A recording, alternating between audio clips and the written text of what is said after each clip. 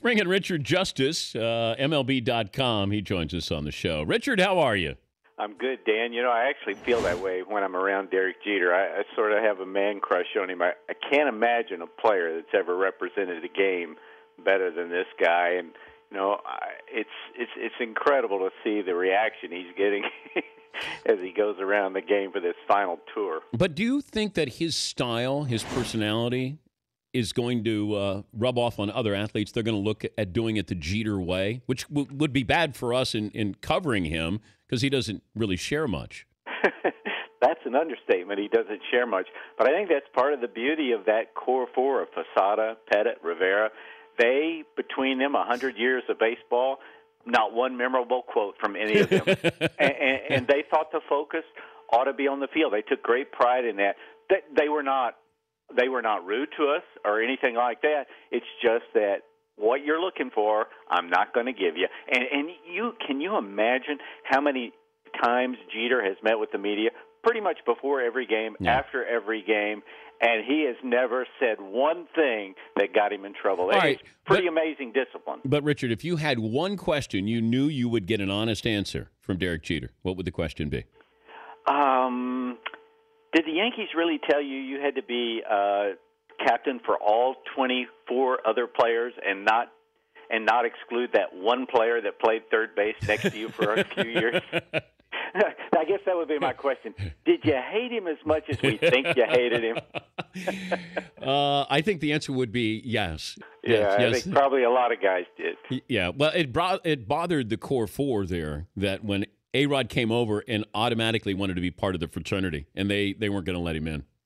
Yeah, and you can't rush something like that. You know, even last year when they were decimated by injuries, you would walk in that room and you felt like it was still the Yankees because Rivera was there, Jeter was there. But the guys they brought in, Overbay and Teixeira, whatever you think of them as players, they fit in the mold. I mean, they these consummate pros. I love being around the Yankees. They never whine. You know, they know they're not going to get any sympathy, and the bar never changes. I mean, Cashman, Girardi, those guys will tell you, hey, we work for George Steinbrenner. No excuses. Just shut your mouth and go play. He's Richard Justice, MLB.com, joining us, Dan Patrick Show. The name that will be traded, big name will be traded is who? Oh, no question, John Lester's going to be traded. And the Red Sox I think they're focusing on three guys. What they need is you look at their club going forward. They've got pitching. They're going to find out if Bogarts and Middlebrooks can play the left side of the infield going forward.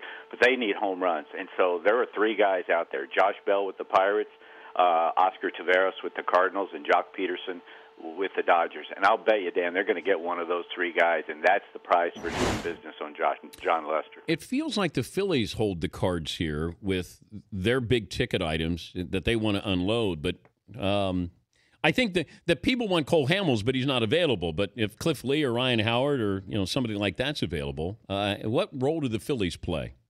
Well, that's interesting you bring that up because the Phillies could control the day. And in fact, Ruben Amaro, if he were really aggressive, their general manager, if he were really aggressive, he could reshape his team. Yeah. If you just had an auction for Utley, for Rollins, for Hamels, for Lee, who's hurt now, and he'd be an August guy. You could really put a different look on your club and fast forward to the next generation of Phillies. I don't think he's going to do it. There's a lot of contractual issues involved in terms of trading Utley and Rollins, and I think he feels like I'm just not willing to strip it all down and start over. What about Matt Kemp with the Dodgers? I don't think they have the guts to trade him because he's 29 years old, and even though he's not happy with his role, he had 2 home runs last night. Before that, he hadn't hit one in a month. He's 8 months removed from major ankle surgery, and he's got the talent that's once in every other generation type guy. I love Puig. He could be special. Ethier, those guys. I don't think they have the guts to trade him, even though I think they're weighing all their options. And also, if you're a team taking him, like the Red Sox, he would be perfect for the Red Sox. He's got over $100 million left on your contract. Can he stay on the field? The last 2 years, he hasn't been able to. All in all, I think he's going to remain a Dodger. I know that the Rays have had a remarkable turnaround here, but could that actually be a bad thing because now they're going to keep David Price? No, it's not a bad thing. And I think all along the way they looked at it is 3 things. First of all, we're not going to take 50 cents on the dollar. They traded James Shields because they were blown away with Jake Odorizzi and Will Myers, two guys they think will be at the center of what they do for 10 years to come. And so there was not going to be a discount. And they're at the point in the evolution of the franchise that they feel they have to win. They want to get to the World Series now. They feel like that would be a new stadium. Essentially, it would be a new ballpark. So can they win it with David Price this year? And going forward, can they win it with David Price next year, even if it means losing him? I think they take a real broad view. I mean, Andrew Friedman, their guy, their ownership, they are really good. And I just think they feel like there's too much to gain by keeping David Price. Having said that, they are making all the calls, they're weighing all the options, but to get that guy, you're going to have to blow them away. Yeah, their pitching staff. This Alex Cobb kid, man, is ridiculous. He's awesome.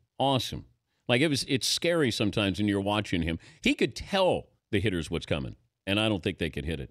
Yeah, and they feed off each other. They have a great pitching coach, Jim Hickey, and I'll tell you, being around that club, Joe Madden, I mean, Dan, after every victory, they have this intense 10-minute party. They celebrate like crazy.